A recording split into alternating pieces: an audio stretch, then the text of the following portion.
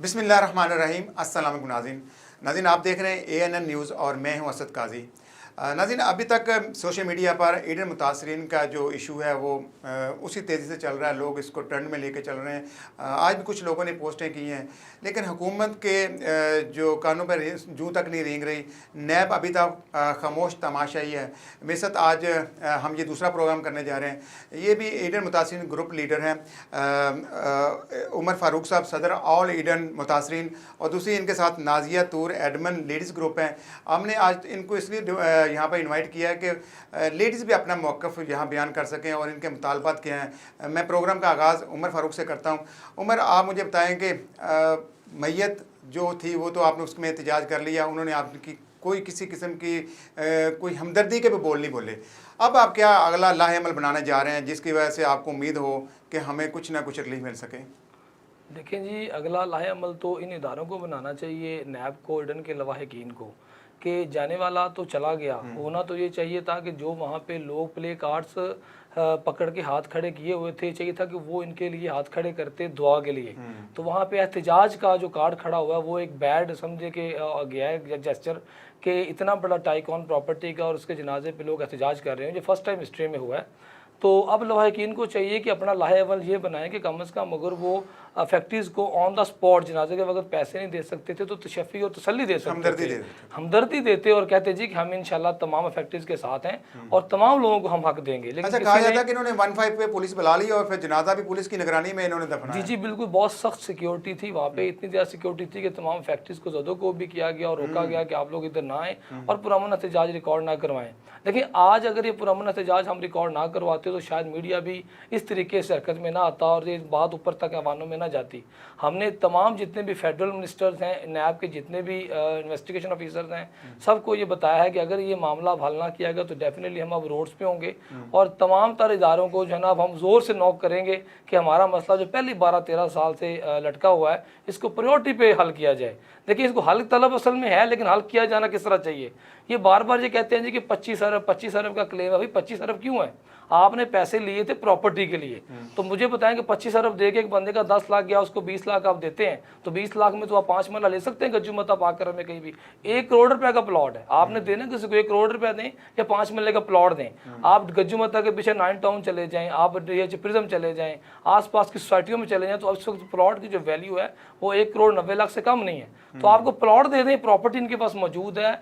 30 जून 2021 को जो अभी रिसेंटली हुई थी इनकी हियरिंग, उसमें डॉक्टर अमजद भी मौजूद थे। चीफ जस्टिस कासिम अली खान ने पूछा जी कि पटिशनर से पूछा जी प्रॉपर्टी है, तो नैब ने कहा जी प्रॉपर्टी इनके पास नहीं है, 781 प्लॉट पड़े हैं। तो फिर चीफ साहब ने कहा कि आप पूछे तो सही, जब पटिशनर मौजूद है तब डॉक्टर अमजद हयात थे कि आप उन्होंने पूछ लिया।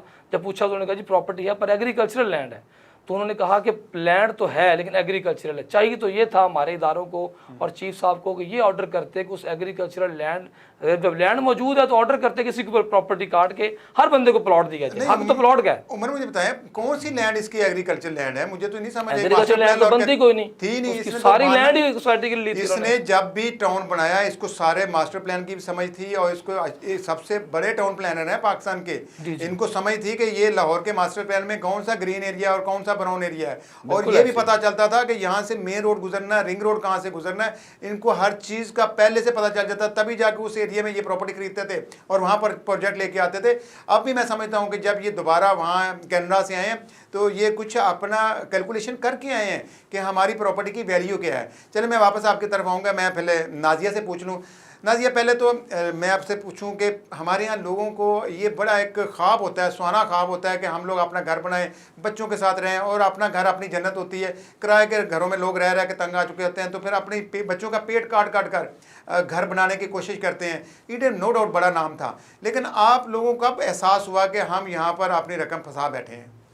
शुरू में बिस्मिल्लाहिर्रहमानिर्रहीम, शुरू में तो ऐसा कभी भी नहीं फ़ील हुआ था कि हम किसी भी बड़े स्कैम में फंस रहे हैं। हमने बड़े शौक़ से और बड़े ख्वाब देख के ये वाली किस्तें पे की और इसके बड़े बड़े जो प्रोजेक्ट्स थे उन सबको देखा, पहले विज़िट किया, फिर उसके बाद लाइनों में लग के बड़ी बड़ी देर घंटे हम लाइनों में लगे रहे और फिर जाके हमने इसके एप्लीकेशन फॉर्म लिए, फिर हमने पैसे पे किए और बड़े खुश थे कि जल्दी हमारा अपना लाहौर में एक घर बन जाएगा छोटा सा।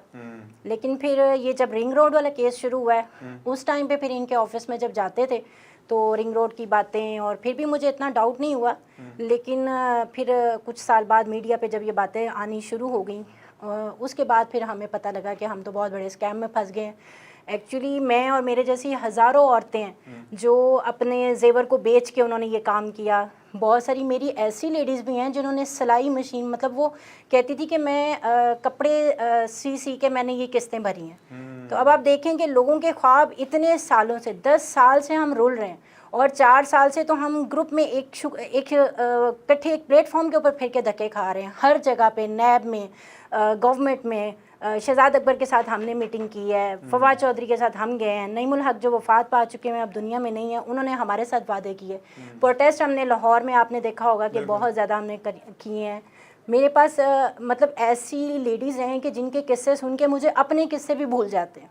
मतलब वो कैंसर पेशेंट हैं और फिर वो इस तरह की हैं कि बातें उनकी सुनी नहीं जाती।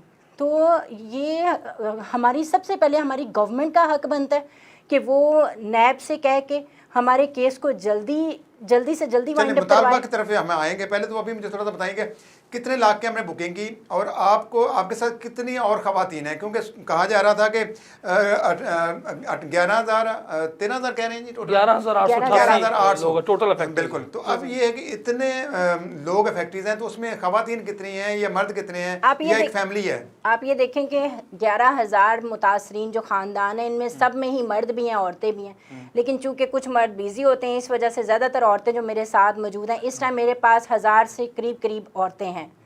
तो लेकिन अगर 11,888 को देखें ना, अगर आपके वो लोग हैं तो वो खानदान कितने बनते हैं? वो लाखों खानदान बन जाते हैं। उनमें से 5 to 10% तो बेचारे दुनिया से जा चुके हैं। इस टाइम जो लोग दुनिया से गए हैं उनके बेचारे जो वो रसा हैं, जो उनके जो लवाहिकीन हैं, जो उन्होंने दर्द महसूस किया, हो सकता है कि आज डॉक्टर अमजद के लवाहिकीन को दर्द नहीं, मैं तो समझता हूँ ये किस बद्दुआएं थी। देखें, एक बंदे के पास दौलत है और बेशुमार दौलत है, वो देना भी चाह रहा है लेकिन कुदरत ने उसको मोहलत नहीं दी। इसका मतलब यही आ जाता है ना कि अल्लाह ताला ने इनको वो सज़ा दी है। और ये आप देखें अभी तक जितना हमारा सोशल मीडिया है वो डिस्कस कर रहा है और ये निशानी इबरत बना हुआ है और लोग मिसालें दे रहे हैं और बार बार यही चीज़ें बार ग्रुप्स में और फेसबुक पर यही चीज़ें डिस्कस हो रही हैं कि इतना पैसा होने के बावजूद आपने लिए दोज़ख खरीद के चला गया और कब्र का अजाब आपने ऊपर ले गया।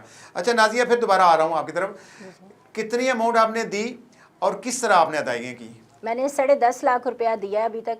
और मैंने किस तरह अदायगी की, एक जॉब पेशा लोग हों तो वो किस तरह अदायगी कर सकते हैं ये आपसे बेटर कौन जानता है। और जैसे कि मैंने पहले भी जिक्र किया है कि मैंने गोल्ड सेल करके इसके जो एडवांस, फिर इसका मैंने डेवलपमेंट चार्जेस जो हैं वो भी पे किए हुए हैं। और इसके अलावा वो जो ख्वाब थे कि हम 3 साल में दे देंगे आपको कब्जा, वो तो ख्वाब पूरा नहीं हुआ। अच्छा, अब आप खवातीन की भी नुमाइंदगी कर रही हैं। जी जी। कैसी आपको खवातीन मिली जिनकी कहानी सुन के आपके आंखों में आंसू आ गए? बस मैंने आपको अभी पहले भी जिक्र किया ना कि अभी तक तो अपनी कहानियाँ भूल गई हैं लोगों की सुन के। जितनी मेरे पास लेडीज़ हैं, जो सबसे ज़्यादा बेवा और कैंसर पेशेंट लेडीज़ हैं ना, उनकी तकलीफ़ जो है वो सुनने में नहीं आई। नहीं, अच्छा। उनकी तकलीफ़ नहीं बर्दाश्त होती है। मेरा बस नहीं चलता है कि मैं सबसे पहले उनके लिए कोई बात करूं या उनके लिए कुछ कर सकूं, क्योंकि मैंने जिस भी फॉर्म पर गई हूं, शहजाद अकबर तक मैंने सबसे यही कहा कि मेरी जो कैंसर पेशेंट लेडी हैं उनके लिए कुछ करवा दें। मतलब ये नहीं है कि मैं अपने सारे ही मुतासरीन को रिप्रेजेंट कर रही हूँ, मैं सबके बारे में ही बात करती हूँ, लेकिन पता नहीं क्यों कि वो जो कैंसर पेशेंट और जो बेवा है ना, उनकी तकलीफ़ ना सुनी जाती है और उनके बारे में बर्दाश्त भी नहीं होता। जब चेयरमैन नैब ने हमें अंदर बुलाया, जब उनके आने पे हमने धरना दिया था और उन्होंने हमें अंदर बुलाया, उस टाइम वो लेडी वहाँ खड़ी हुई, उन्होंने बात की, उनके हाथ इस तरह से कांप रहे थे कि मैंने उनको पकड़ा, उनको सहारा दिया, क्योंकि इस टाइम हम मुतासरीन ही एक दूसरे का सहारा बने हुए हैं। और इसीलिए हम तमाम गवर्नमेंट को कह रहे हैं कि आप लोग खुदारा ऐसी बेवा और ऐसी यतीम औरतों की आहों से बचें जो बेवा भी हो चुकी हुई हैं और फिर ऊपर से कैंसर पेशेंट हैं। उन लोगों को वो मुझे कहती है, नाज़िया हमें अपने ही पैसे मिल जाए ना तो हम उसका इलाज करवा लें, कि अब हमने प्लॉट क्या करना है, हम तो इस दुनिया से जाने वाले हैं। तो उनकी बातें सुन के बहुत तकलीफ़ होती है। मैं कहती हूँ नहीं, अपने हक से पीछे ना हटें, हमने प्लॉट ही लेना है, क्योंकि हमने प्लॉट का ख्वाब देखा था तो हमने प्लॉट ही लेना है। तो इंशाल्लाह जल्दी हमें हमारा प्लॉट मिलेगा। अल्लाह मियाँ इस चीज़ में ज़रूर पकड़ में लाएंगे। आप देख रहे हैं कि कितनी इबरतनाक सजा मिली है। इसमें मैं एक बात ऐड करता चलूँ, ये जो कह रहे हैं कि हमें प्लॉट दिया जाए, अगर आज ये प्लॉट भी देते हैं ना तो ये एक्चुअल में ये भी इफेक्टिव का इधर मुतासिरीन के हक से बहुत कम है। क्यों? 2012-13 में जिसको प्लॉट मिलना था उसने जब घर बनाना था तो 5 मरले के प्लॉट के ऊपर कंस्ट्रक्शन कॉस्ट थी 15 लाख रुपया, आज है 50 लाख रुपया। ये 35 लाख तो वो दें जो कंस्ट्रक्शन कॉस्ट इनकी वजह से बढ़ी, क्योंकि इनकी प्रॉपर्टी बहुत बढ़ चुकी है। वो 13 अरब लोगों से लेकर उन्होंने जो प्रॉपर्टी ली थी, आज 100 अरब की अगर प्रॉपर्टी है तो वो कंस्ट्रक्शन कॉस्ट भी साथ पे करनी चाहिए। बात को मैं एग्री कर रहा हूँ। अब इन्होंने आपके सामने ये बहाने लगाए कि हमारा रिंग रोड में आ गए, यकीन जाने इनको पता था कि ये रिंग रोड में टाउन आना है और यहाँ से रोड पहले मैप बना हुआ था, फिर मैप बना होता था। दूसरी बात यह है कि एक चीज और मैंने देखी है कि इन लोगों को अगर रिंग रोड बन गया, रोड बन गया, तो इनकी प्रॉपर्टी की वैल्यू बढ़ गई, इनके टाउन की वैल्यू बढ़ गई। तो इतनी चीजें जब आपकी बढ़ गई तो उसका फायदा हुआ, नुकसान नहीं हुआ। मेट्रो स्टेशन बन गया, मेट्रो से भी बहुत। मुझे यहाँ पर छोटी सी ब्रेक लेने के लिए कहा जा रहा है, यहाँ पर छोटी सी ब्रेक लेते हैं, मिलते हैं ब्रेक के बाद। जी वेलकम बैक नाज़रीन। ब्रेक पर जाने से पहले यही हम बात कर रहे थे कि उनकी ज़मीन की वैल्यू बढ़ी है, उसकी कम नहीं हुई है और डे बाई डे बढ़ रही है। लाहौर के अंदर जितनी भी प्रॉपर्टी हैं वो 2, 4, 5 साल में दुगनी चुगनी हो गई थी। इनको तो 5-10 साल हो चुके हैं जब से इन्होंने प्रॉपर्टियाँ ली थी, वो तो कोड़ियों के भाव थी। अच्छा उमर भाई, अब यही बात हम आपसे करना चाह रहे हैं। आप जनाजे में गए, आपने एहतजाज किया, लेकिन आगे से जो लवाहिकीन है उनका रवैया कैसा था आपके साथ? देखिए जी, रवैया उनका बहुत तलख था। तमाम अफेक्टीज़ के साथ जो पहले ही सते हुए थे, जो बेचारे पहले दुख से भरे हुए थे, जिनकी अपने दुनिया से चले गए थे, उनकी तकलीफ़ को इनको एहसास होना चाहिए था कि जिस तरह हमारा बंदा आज गया है, इनके भी प्यारे चले गए हैं। तो कम से कम कोई भी जिम्मेदार आदमी, जो मिसिस अंजुम अमजद है वही आ जाती, उनका बेटा आ जाता, कोई भी आ कहता कि या कोई ऐलान कर दिया। पहले तो यही कहा जा रहा है कि उनके बेटे शनाज़े में शरीक नहीं भी हैं, तो कम से कम वहाँ पे कोई जिम्मेदार इनका बंदा भाई, मतलब इतने लोग उनके भाई मौजूद थे, डॉक्टर भाई आ जाते, उनकी खुद बहुत बड़ी सोसाइटी, इनके पार्टनर भी रहे। कहते जी किसी ने भी आपके लिए तशफ़ी करते जी, बिल्कुल आप कहते जी क्या फिक्र न करें, इंशाल्लाह तमाम इडन फैक्ट्रीज को उनका हक प्लॉट्स की सूरत में दिया जाएगा। और मेरा ख्याल है कि सब लोग उनके लिए वहाँ दुआ कर रहे होते, बजाय इसके कि लोग एहतजाज के लिए किसी ने भी ये तशफ़ी और तसल्ली करवाने की जहमत गुजारा नहीं की। उल्टा लोगों को भगाने की कोशिश की गई, ज़दोकोब किया गया, पुलिस बुला ली गई और जुल्म ज़्यादती का एक नया बाब शुरू, और वो भी इनके गले पड़ा है। उसी के ऊपर तो इतने लोगों ने फिर उसको वायरल किया। मैं समझता हूँ कि 2-3 दिन तक तो आपको मीडिया ने उस तरह सपोर्ट ही नहीं किया।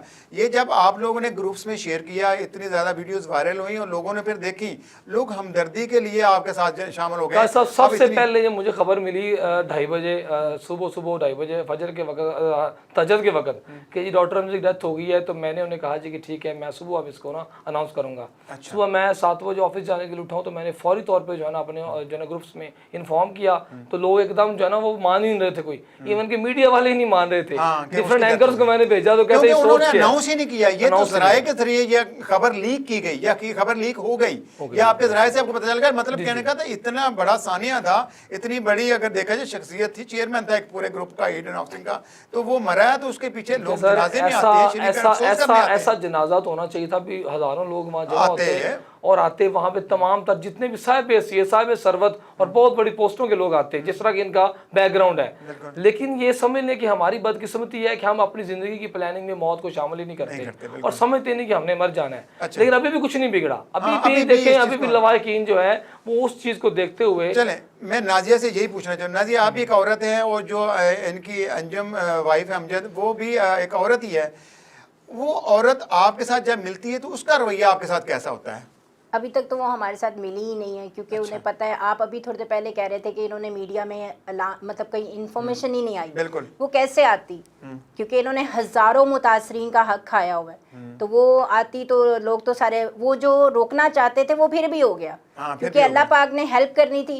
और उमर साहब थे, इनकी तवस्सुत से हमें कनाडा से ये सारी इन्फॉर्मेशन मिलती गई और उसकी वजह से हम यहाँ तक पहुँच पाए हैं। तो ये तो इसलिए मीडिया में कहीं नहीं दे रहे थे ना, क्योंकि इन्होंने छुपाया था।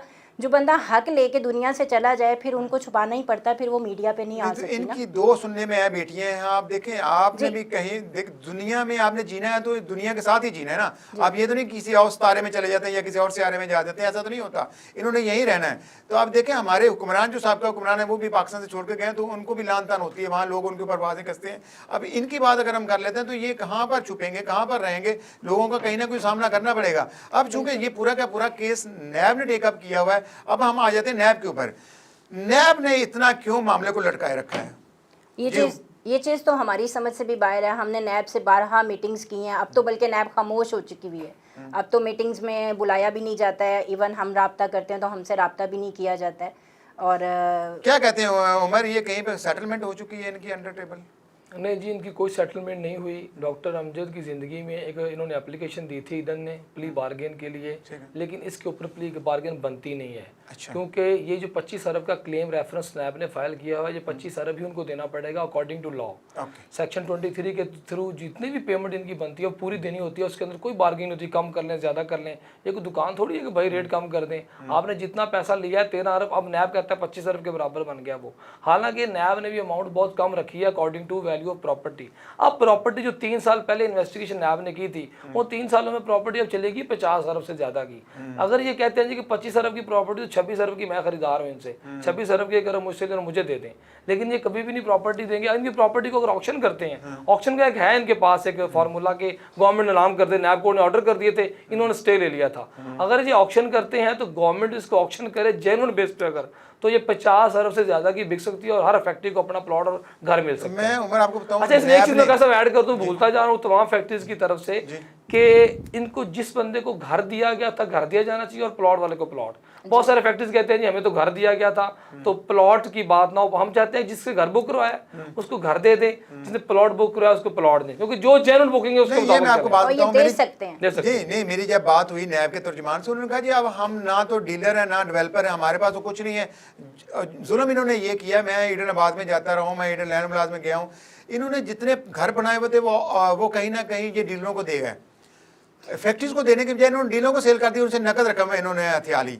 ये अगर ये कुछ ना कुछ लोगों को देना चाहते तो दे लेते। तो अब तो कोई प्रॉपर्टी इस तरह की नहीं है, कुछ ग्रे स्ट्रक्चर जरूर खड़े हुए हैं, अब उसके ऊपर डेवलपमेंट कौन करेगा? उसमें कोई मसला नहीं है, ये गवर्नमेंट टेकअप करके डेवलपर को दे दे, डीएचए को दे दे। डीएचए सिटी का केस एक फैसले में मुकम्मल हुआ है। जैसे साकिब निसार साहब को हम दोनों मिले थे 1 to 1 जाके, जब उन्होंने रजिस्ट्री सुप्रीम को रजिस्ट्री में आते थे, उन्होंने कहा था जी आपके केस को टेकअप करूंगा, नहीं किया।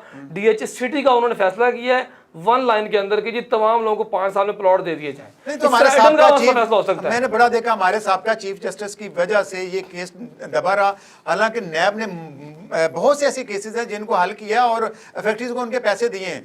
ये वाद विक्टिम्स हैं जो अभी तक रोडों पे, अभी तक एहतजाज में, अभी तक रो रहे हैं। अब मुझे बताएं कि जो प्रॉपर्टीज इनकी पड़ी हुई हैं, मैंने वो पूरी रोड के ऊपर देखी, अगर वो प्रॉपर्टीज ही नीलाम कर दें तो वो भी अरबों में हैं। तो फौरी अगर नैब इस मामले के अंदर, मुझे नहीं समझ क्यों रुकावट, किस वजह से रुकावट है? क्या कोर्ट्स या अदालतें या इनको जो इनके वकल है वो उस तरह केस को हैंडल नहीं कर पा रहे, मिस गाइड हो रहे हैं ये लोग? नहीं जी, ये ऐसा हो रहा है कि इनके जो लॉयर्स हैं वो असल में अपने पैसा बनाने के लिए इनको जो मुशावरत दे रहे हैं वो वल्लाह आलम के इनके एडवाइज़र्स कौन है। मैं उनके एडवाइज़र्स को भी ये मशवरा देना चाहता हूँ और ईडन की तमाम इंतज़ामिया को भी और उनके लवाहिकीन को भी कि अब ये वक्त नहीं है कि आप इसको लिंगर ऑन करें। अब इस मसले को गवर्नमेंट को भी, नैब को भी टॉप प्रायोरिटी हल करना है। अगर जी हल नहीं करेंगे तो जो गमो गुस्सा और जो अग्रेसिवनेस अब ईडन मुतासिर के अंदर आ चुकी है, ये मेरा नहीं ख्याल कि महीने से ज्यादा अरसा लगना चाहिए इसको, ये विदिन अ मंथ हल होना चाहिए। ओके नाजिया, आप लोगों ने जब याद है आपको इमरान खान लाहौर में आए थे तो आपने जमान पार्क में उनके घर के बाहर एहतजाज किया, बड़ा गुस्सा आया उनको और इस एहतजाज के ऊपर। हालांकि वो भी धरने और एहतजाज करते रहे हैं और ये तरीकाकार उन्हीं का दिया हुआ है, लेकिन वहाँ पर आपके साथ क्या इन्होंने वादे और आपके साथ कुछ चीज़ें आपको कहीं बहाने लगाए? पहले तो इन्होंने हमें सारा दिन एक साइड पे लगा के, तो बैक साइड से जो उनका रूट था उससे बैक साइड पे जैसे कि रूटीन है उसमें ले गए इमरान साहब को। ठीक है। उसके बाद फिर इन्होंने हमें बुला लिया जहाँ पर फंक्शन था, वहाँ पे हमें कुछ हमारे उनका खबर पहुँच गई कि एहतजाजी मुतासरीन यहाँ पर बैठे हुए हैं। जी जी, वहाँ पे कुछ हमारे जितने भी बड़े नुमाइंदे थे उनको वहाँ बुला लिया। पीछे से मुतासरीन के पास नईमुल हक साहब जो अब इस दुनिया में नहीं है, उनको वो आए और उन्होंने आके उम्मीद दिलाई कि आपको उस टाइम पे कोई डेट थी 25 तारीख थी शायद कोई, कि उस पे आप अपने वफद के साथ आएँ प्राइम मिनिस्टर हाउस और आप आकर हमसे मिलें।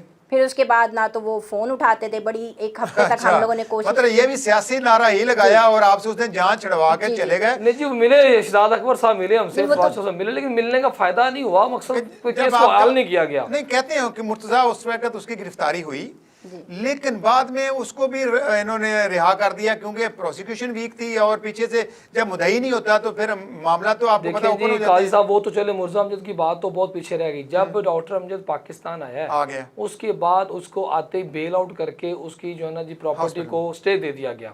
अब चले वो तो एक जेन्युइन केस था, जेन्युइन प्रॉब्लम था बीमारी का, कि उसके ऊपर उनको बेल मिल गई। अब किस चक्कर में उनके लवाहकीन को बेल आउट किया हुआ है, हाँ, बेल ये आपका- कैंसिल करके उनको अंदर डाला जाए, जेलों में डाला जाए। खान साहब की तो पुकार एक होती थी, मैं जेलों में डालूंगा, जेलों में डालूंगा।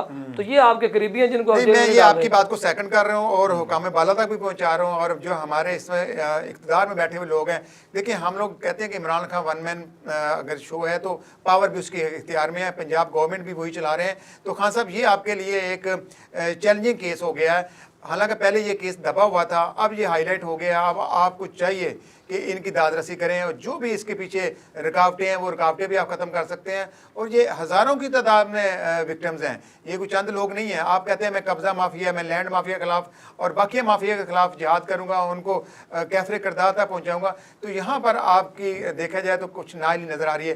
नाज़रीन भाई यहाँ पर छोटी छोटी ब्रेक लेते हैं, मिलते हैं ब्रेक के बाद। जी वेलकम बैक नाज़रीन। अच्छा नाज़रीन, मैं बातें तो ये है कि गवर्नमेंट नोटिस ले तो ये मसले हल हो सकते हैं, हुकूमती सतह पर बड़े से बड़े माफिया को भी कंट्रोल किया जा सकता है। अब मैं पूछना ये चाह रहा हूँ उमर साहब आपसे कि नैब की अभी तक जो डिस्कशन हो रही है, जो प्ली बार्गेनिंग हो रही है, वो डायरेक्ट फैक्ट्रीज को शामिल करके हो रही है या जस्ट माफिया के साथ मिलकर हो रही है? देखिए जी, ये जो वकलाज रात हैं, जो हमारा कानून है, फरसुदा कानून है, वो ये कहता है जी कि इसके अंदर फैक्ट्रीज को वो लूप में नहीं लेते। तो ये तो हमारे कानून की कमज़ोरी है। नैब को चाहिए कि इन गुड फेथ फैक्ट्रीज जो आपसे 3 साल मीटिंग करते रहे हैं, एज जो सदर ऑफ ऑल मुतासिरीन, मैंने इनको 3-4 दफ़ा ये कहा है कि आप जो भी फैसला लेने लगते हैं हमें एतमाद में लें। फैसले से पहले अगर एतमाद में लेंगे तो तमाम मुतासिरीन की तशफ़ी होगी और सेटिस्फाई होंगे। इन्होंने किसी किस्म का हमें एतमाद में नहीं लिया। मतलब अभी तक आप ब्लाइंड हैं, ब्लाइंड है, कोई वर्किंग को नहीं बताया क्या गया। हो सकता है, कब होना है, किस तरह होना है। देखिए जी, हमें कोर्ट से पता चलता है, अपने लॉयर्स के थ्रू, हमने लॉ फर्म हायर की तो उसके थ्रू पता चलता है, हम ऑर्डर शीट निकलवाते हैं, वहाँ से पता चलता है क्या प्रोसीडिंग हुई, हमें खुद कोर्ट में जाना पड़ता है। नैब की तरफ से कोई मीडिया बयान नहीं आता, नैब की तरफ से कोई भी बात जो है वो फैक्ट्रीज को नहीं बताई जाती, पूछने पे भी नहीं बताई जाती। चले उनकी 100 प्रॉब्लम हो सकती है, मीडिया को नहीं, मीडिया रिलीज नहीं दे सकते, प्रेस कॉन्फ्रेंस नहीं कर सकते, तो कम से कम वो फैक्ट्रीज को तो बता सकते हैं ना, नुमाइंदों को, वो हमें नहीं बताते। हमने उन्हें कहा था कि हमें एक्चुअल फिगर बताई जाए, एक्चुअल पोजीशन बताई जाए। अच्छा, नैब में कौन सा डायरेक्टर जो आपके साथ अटैच था, वो अभी तक इसी केस को वही बंदा हैंडल कर रहा है या तब्दीली आती रहती है? जी, एक डिप्टी डायरेक्टर हैं जो इन्वेस्टिगेशन ऑफिसर हैं, वही हैंडल कर रहे हैं शुरू अभी से। तक पूरे केस को? जी, जावर मंजूर साहब हैं, वही डील कर रहे हैं शुरू से लेकर अंत तक। उनका रवैया कैसा है आपसे?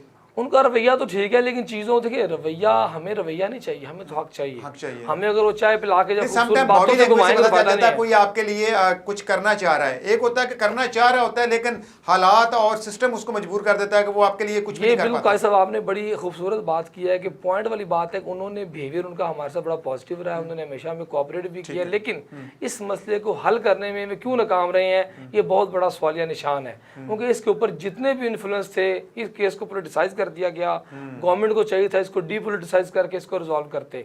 हाँ, नैब अभी इस वक्त हमारा एक इदारा है, इसको चाहिए कि कोर्ट के साथ जितना भी है, जिससे इन्वेस्टिगेशन कर रहे हैं उसी के ऊपर कोर्ट डिसाइड करता है। इन्होंने एक इन्वेस्टिगेशन की, कोर्ट ने डिसाइड किया जो प्रॉपर्टी ऑक्शन करें, उसके ऊपर डॉक्टर अमजद पाकिस्तान आया। नो डाउट कि नैब ने अपनी पूरी काविश की है, प्रेशर डाला है। अभी इस वक्त क्या है, जब वो आ गया पाकिस्तान, 2 महीने वेस्ट क्यों हुए? क्वेश्चन ये फटाफट रिजॉल्व करते, सबको पता था उसकी कंडीशन क्या है, सारे रिपोर्ट्स देख रहे थे कि मरने का इंतजार क्यों किया गया? मतलब क्यों किया गया? 16% किडनी काम कर रहे थे, वकील बार बार कोर्ट में कहता था जी इनकी तबीयत ठीक नहीं है, व्हील चेयर पे के मुल्ज़म आ रहा है। तो आप क्यों नहीं वेट कर रहे थे? आप किस चीज़ का वेट कर रहे थे? आप उसको फौरन किस तरफ लगा देते और मामला हल करके बाद में जो भी होता देखा जाता, अफेक्टिव्स को जो है ना जी उनका हक मिलना स्टार्ट हो जाता। और जितना कहते हैं justice delayed mean justice denied, बिल्कुल डिले नहीं होना। चले मैं नाज़ी की तरफ आ रहा हूँ। नाज़िया देखें, मैंने अभी चीज़ों को देखा है, इदारे फिर भी किसी न किसी कानून और कायदे में रहकर काम करते हैं। हुकूमतें तो लामहदूद इख्तियारात के साथ बैठी होती हैं। हुकूमत से आपके क्या मुतालबात हैं? जी बिल्कुल, हुकूमत से हमारे यही मुतालबात हैं, जो उन्होंने हमसे वादे किए थे वो पूरे करें और एज़ सून एज़ पॉसिबल करें, क्योंकि फैक्ट्रीज अब जो हैं वो इतना लंबा अरसा गुजर चुका है, अभी भी और कितना वेट करवाएंगे। लेकिन नस्लें जवान हो चुकी है, मैं तो ये बिल्कुल, देख रहा हूं नस्लों की भी नस्लें जवान हो चुकी हुई हैं, और जिन्होंने अपने बच्चों के ख्वाब देखे थे आज उनके बच्चे वो बैठे हुए उस चीज़ में। तो इसलिए काइंडली मतलब ये एहतियाज बढ़ता जाएगा, ये रुकना नहीं है। नहीं, अगर कोई भी ये समझता है कि फैक्ट्रीज थक जाएंगे या वो रुक जाएंगे या वो सड़क पे आना रुक जाएंगे, तो ऐसा नहीं है। फैक्ट्रीज आज भी बहुत ज़्यादा गर्म है और वो चाहते हैं कि हमें आज एक कॉल दी जाए और हम सारे के सारे उसके दोबारा कब्र पे जाना चाहते हैं। अच्छा, अब आज की ये बात जो है वो सबके सब चाहते हैं कि आप कब्र पे पहुंचे दोबारा। आप देखें कि फैक्ट्रीज में कितना मुझे फैक्ट्रीज ने कहा जी हमने चादर डालनी है एहतिजाजी कवर, मैंने उन्हें मना किया। मैंने कहा देखें ऐसा हम पता नहीं कैसे थोड़ी सी जो है ना इंसानियत हमारे अंदर मौजूद है, हम चाहते हैं कि ये इंसानियत अब इनके अंदर भी थोड़ी सी आनी चाहिए। तकाजा तो ये है कि इस मामले को हल करने के लिए तमाम लवाहिक उनको प्रायोरिटी पे देखा जाना चाहिए। नहीं, मैं आपकी बात को सेकंड कर रहा हूँ। जब एहतजाज हो रहा था मैयत के ऊपर तो लोगों के दिल में आया, वो कहते यार हमें लगा कि शरई तौर पर नहीं है जायज़, लेकिन कर्ज को तो शहीद को भी कर्ज माफ नहीं है, तो लोग इसी शशुपंज में थे कि हम कब्र पे जाते हैं और जनाजा ही नहीं हो सकता ना। हाँ, काजी जनाजा साहब ही नहीं वहाँ होता, पे तो मुझे एक किसी बंदे ने जनाजा कहा कैसे रो होगा? कर कहा, उसने कहा जी अक्टूबर में उमर साहब मेरी बेटी की शादी है, मुझे बताएं कि मैंने कैसे करनी है। मैंने 12 साल अपने घर की हर चीज़ बेच के पैसे दिए थे, अब मेरे पास पैसे नहीं कि बेटी की शादी कर दूँ। खुदा रहा ने कहा कि मेरी बेटी की शादी के लिए पैसे दे दें। तो मैंने कहा अल्लाह ताला बेहतर करेगा, इन्होंने तुम्हें किया, अल्लाह ताला देगा, फिक्र ना करो। इतने अरसा हो गया, इस दरमियान में कभी किसी को कोई अदायगी की गई है इनकी तरफ से, माफिया की तरफ से? मैं तुमको माफिया कहूँगा। देखिए जी, अदायगी इन्होंने जब की थी तो वो 2016-17 में कुछ चेक्स दिए थे, वो आधे आधे बाउंस हो गए लोगों को। उन्होंने पेमेंट की थी उतनी जितनी लोगों ने दी थी, कोई प्रेशराइज करवा के, किसी ने सिफारिश करवा के अगर कुछ चेक ले भी लिए तो आधे बाउंस हो गए, आधे लोगों को मिल गए। वो बहुत कम लोग हैं, वो आटे में नमक के बराबर है। देखिए अगर 11,888 में से अगर 800 बंदों को चेक मिल भी गए हैं तो बहुत बड़ी तादाद में तो लोग अभी मौजूद हैं जिनको भी नहीं दिए गए, तो बाउंस हो गए ज्यादातर। वो बेचारे वो भी रुल गए, और वो भी यानी समझ लें कि ना आगे के ना पीछे के। नहीं, इनको समझ लग गई कि ये जब भाग गए हैं, भागे की सन में है, और फिर जब इनको प्रोजेक्ट करना चाहिए था, जब ये इनके हाथ से पूरी गेम निकली है तब ये यहाँ से भागे हैं, वो वजह क्या बनी? वो जो 29 मार्च 2018 को काजी साहब हमने नैब के बाहर एक बहुत बड़ा प्रोटेस्ट किया था। ठीक है। वहाँ डीजी नैब ने हमें कहा कि हम इनकी प्रॉपर्टी को सीज करेंगे, इनको पकड़ेंगे, फिक्र ना करें। किस सन में? 2018, 29 मार्च 2018 को। 19, 20, 21 हो गया, 3 साल हाँ, पहले। इन्होंने वादा किया था कि 29 मार्च 31 मार्च तक हम सबको प्लॉट देंगे, ईडन ने वादा किया था। अच्छा, डॉक्टर अमजद ने वादा किया था, लेकिन जब वादा पूरा नहीं हुआ तो हम वहाँ पहुंच गए कि भाई 31 तो आने वाली है, प्लॉट किधर है? डीजी नैब साहब का जवाब बाहर ही नहीं आ रहे थे, और जवाब भी कोई नहीं था। अच्छा। उन्होंने डिफरेंट डायरेक्टर्स को भेजा, उन्होंने हमें ब्रीफिंग दी, हमने कहा नहीं डीजी नैब साहब ब्रीफिंग दें आगे। वो फिर बाहर है, उन्होंने बताया कि हम इनकी प्रॉपर्टी सीज कर रहे हैं और इनके खिलाफ हम कार्रवाई करके आपको कायबोर के हिसाब से पैसे देंगे। तो हमने कहा कि ये एकदम कैसे प्लानिंग होगी कायबोर की? बंदा पाकिस्तान में था और उसी वक्त उसको बाहर भगा दिया गया। इसका नाम ईसीएल में क्यों नहीं डाला गया? अगर जब आपने किया तो इनको पता चल गया अब हम डिलीवर नहीं कर पाएंगे और हमें भागने में ही आफियत है। ये हमारा सबसे बड़ा क्वेश्चन रहा है इनके साथ। इस मामले में हम शहरयार अफरीदी को मिले थे, फेडरल मिनिस्टर को। अच्छा। उन्होंने हमें भेजा जी इसके पास डीजी जो एफआई थे कि पता करें। उन्होंने हमें बताया जी कि इन्होंने लेटर तो भेजा था, नैब ने लेटर तो भेजा हुआ, लेटर दिखाया था हमें, ईसीएल में नाम डाला जी, लेकिन आगे से गवर्नमेंट ने नाम नहीं डाला था। एस निकबाल थे शायद तब उस वक्त जब 2018 में एस निकबाल के फेडरल मिनिस्टर थे, तब उन्होंने नाम नहीं डालने दिया। इसके बाद जो है ना जी इनका नाम जो बाहर चले गए। फिर इनको पकड़ने के लिए जो तगोदो की गवर्नमेंट ने, अगर फवाद चौधरी ने हमें जब प्रेस कॉन्फ्रेंस करके बताया जी कि इसको हमने पकड़ लिया दुबई में मुर्जा अमजद को, तो वो इतनी वीक प्रोसिक्यूशन थी और इतने इनके इन्फ्लुएंस थे कि उनको लाहौर हाईकोर्ट से वहाँ से उनको रिहा कर दिया गया और उनके वारंट कैंसिल कर दिए गए। नहीं, मैं आपकी बात को अभी भी सेकंड कर रहा हूँ। इन लोगों ने इदारों के ऊपर जजेस खरीदने में, प्रोसिक्यूटर को खरीदने में, बाकी लोगों को सेटल करने में अरबों रुपये ज़ाया किए है। इसी वजह से आज तक ये बचे हुए हैं।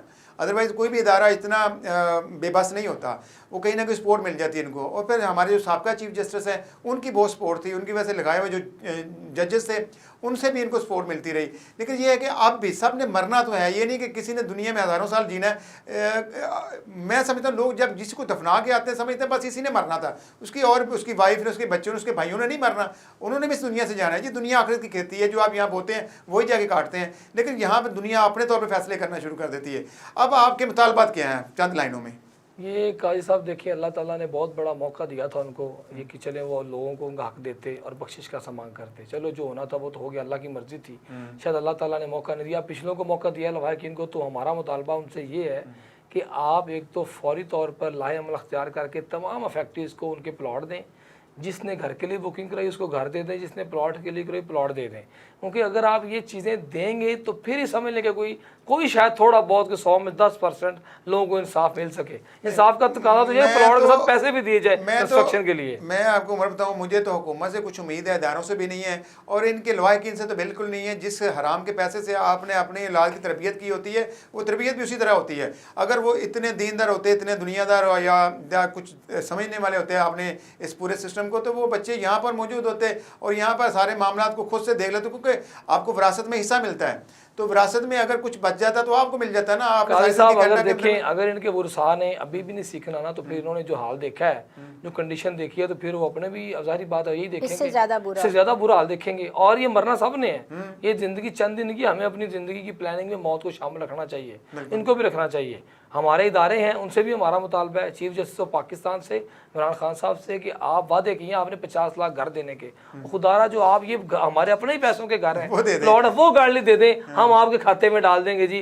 कि इमरान खान की सब्सिडाइज स्कीम है, उसके अंदर हमें खान साहब ने तो कहा सुकून कब्र में ही है, जब तक आप कब्र में नहीं जाते आप बेसुकूनी में जिंदगी गुजारेंगे। अब हम और आप पूरी उम्मीद तो है ना, दुनिया उम्मीद पे जिंदा होती है, पूरी दुनिया का निज़ाम उम्मीद पे चल रहा होता है। मुझे आप कल को किसी को नहीं पता कि कल की सांस आनी कि नहीं आनी, कल का दिन देखना कि नहीं देखना, लेकिन जब कश्ती डूबने लगती है तो बोझ उतारते हैं। मैं एक चीज़ को दावे से कह सकता हूँ कि ये लोग करना चाहते तो आप तमाम विक्टिम्स को कहीं ना कहीं सेटल कर सकते थे। आज भी इनकी जायदादें उसी तरह पड़ी रुल रही हैं और उसके ऊपर मैं समझता हूँ कि कुत्ते फिर रहे हैं, जानवर फिर रहे हैं, और उससे आम आदमी को और आम विक्टिम को कोई फ़ायदा नहीं हो रहा।